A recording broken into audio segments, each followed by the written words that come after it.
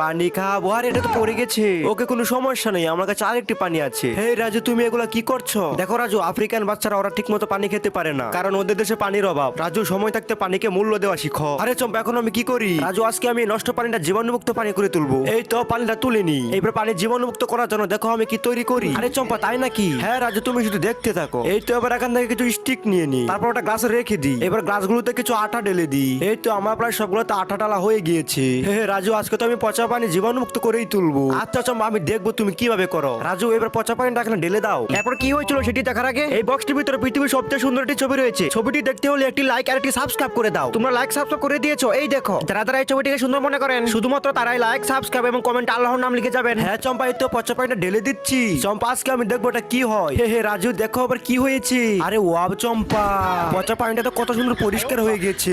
এবার এটা আমি খেয়ে দেখি। আরে বাহ, ধন্যবাদ চম্পা।